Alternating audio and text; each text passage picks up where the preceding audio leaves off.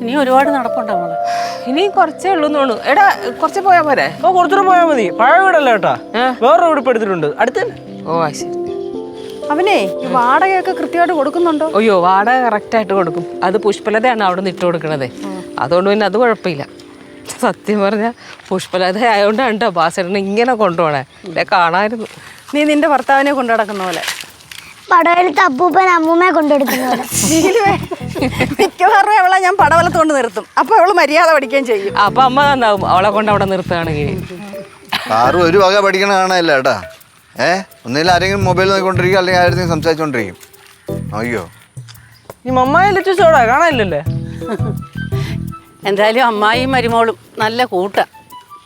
എനിക്കൊരു അമ്മായിയുടെ മോളുണ്ടായിരുന്നു.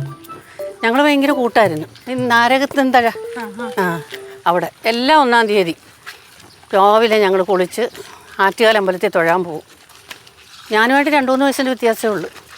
പാവം പോയി. രണ്ടെണ്ണം കൂടെ അവിടെ സംസാരിച്ചോണ്ടിരിക്കും. നോക്കിയോ, എന്നെ രണ്ടെണ്ണം കൊടുക്കണുണ്ട്. രണ്ടും എപ്പോഴും തന്നെ. ഈ ലച്ചു എവിടെ പോയാലും ലേറ്റാ. എന്നിട്ട് പിന്നെ പുറകെ ആ നീ വരണ്ട, നീ അത് വഴി പോ. പയ്യെ പോയിക്കൂടെ, ഞങ്ങള് പുറകിലുണ്ടല്ലോ. പുറകിലല്ലേ അടക്കം അറിയാൻ പാടുള്ളൂ. മുമ്പിൽ ഒരിക്കലും നടന്നിട്ടില്ലല്ലോ ഇതുവരെ. എപ്പോഴും ലേറ്റാ എവിടെ പോയാലും. വന്നല്ലോ വാ. മുഹൂർത്തത്തിനെത്തും കല്യാണത്തിനൊന്നുമല്ലല്ലോ പോകണോ. ഭാഷ്യങ്ങളെ വീട്ടിലോട്ടല്ലേ ഞങ്ങൾ ഇച്ചിരി കറി എടുത്തതാ ഭാഷ്യങ്ങൾ കൊടുക്കാൻ. ഞങ്ങൾക്ക് പുതിയ താമസിക്കുന്ന വീട് അറിയത്തില്ല. വാ, നിങ്ങൾക്കല്ലേ അറിയത്തുള്ളൂ. സമയത്തിന് ഇറങ്ങിക്കൂടെ? ഇനി ബാസിയണ്ണ അവിടെ ഉണ്ടായില്ലെന്ന് എങ്ങനെ അറിയാം? അയ്യോ ആ പറഞ്ഞാലും കാര്യമുണ്ടല്ലോ. ഞാനൊന്ന് വിളിച്ചോ കേട്ടോ. വിളിക്കൊന്നും വേണ്ട, ഒരു സസ്പെൻസ് ആയിരിക്കട്ടെ. അണ്ണനെ സ്വപ്നത്തിൽ പോലും വിചാരിക്കൂല നമ്മൾ പോവുന്നത്. ശരിക്കും പറഞ്ഞിട്ടുണ്ടെങ്കിലേ ഈ ബാസിന് ഇടയ്ക്കിടയ്ക്ക് എന്നോട് പറയലുണ്ട്, ഒരു ഞായറാഴ്ച നോക്കി ബാലുവും നീലും കുട്ടികളും കൂടെ വീട്ടിലേക്ക് പോവാം, നമുക്ക് അവിടെ വെച്ച് ഫുഡൊക്കെ ഉണ്ടാക്കി കഴിക്കാമെന്ന്. പക്ഷെ ഇതുവരെ പോകാൻ പറ്റിയില്ല. എന്നെ ഭയങ്കര കാര്യമാണ് കേട്ടാ. വഴിയിലെവിടെയും വെച്ച് കണ്ടാലേ മക്കളെ കേശോ ഓടി വേണം ചായ കുടിച്ചിട്ട് പോവാന്നൊക്കെ പറഞ്ഞ് വിളി. ആരും ഇല്ലാന്നൊരു തോന്നൽ വേണ്ടാന്ന് വിചാരിച്ചിട്ടാ നമുക്ക് എല്ലാവർക്കും കൂടെ അങ്ങോട്ട് പോവാന്ന് പറഞ്ഞത്. ഇപ്പൊ കൊടുത്ത പൈസ തിരിച്ചു കിട്ടുമോ എന്തോ?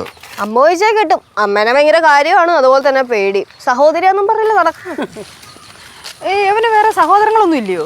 ഉണ്ട്, ഒരു സഹോദരി ഉണ്ട്. വർക്കലേ താമസം. ഭയങ്കര സ്നേഹമൊക്കെ ആയിരുന്നു പണ്ട്, സ്വത്ത് എഴുതി മേടിക്കുന്നതിന് മുമ്പേ. അണ്ണൻ്റെ സ്വത്ത് മൊത്തം സഹോദരിക്ക് എഴുതി കൊടുത്ത് അതിനുശേഷം കടക്കാം. പിന്നെ ഇപ്പോൾ തിരിഞ്ഞു പോലും നോക്കാറില്ല. പക്ഷെ അവർ ഭയങ്കര നല്ലതല്ല ചെയ്യും. പുള്ളി അങ്ങോട്ട് പോകാറുമില്ല, അവരോട്ട് ഇങ്ങോട്ട് വരാറുമില്ല. വഴക്കാണെന്നാ തോന്നണേട്ടോ അമ്മ. പക്ഷെ എന്നാലും പാവം തോന്നും.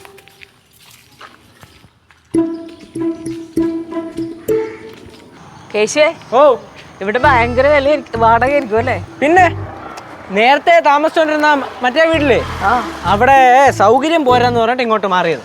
ഓ, എവിടെയാണ് വീട്? വീടാണോ? ചത്ത് കിടന്നാലും ചമഞ്ഞ് കിടക്കണമെന്നേ വാസിയണ്ണ എപ്പോഴും പറയും. അല്ല ഭാഷ്യങ്ങളോട്ട് ഉണ്ടാവോ?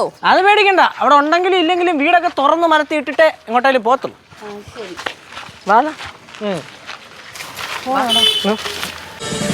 ഫ്ലവേഴ്സ് ഒരുക്കുന്ന കാഴ്ച വസന്തം യൂട്യൂബിൽ പ്രേക്ഷകർക്ക് ലൈവായി കാണാം. ഫ്ലവേഴ്സ് കോമഡിയിൽ ജോയിൻ ചെയ്യൂ, ആസ്വദിക്കൂ.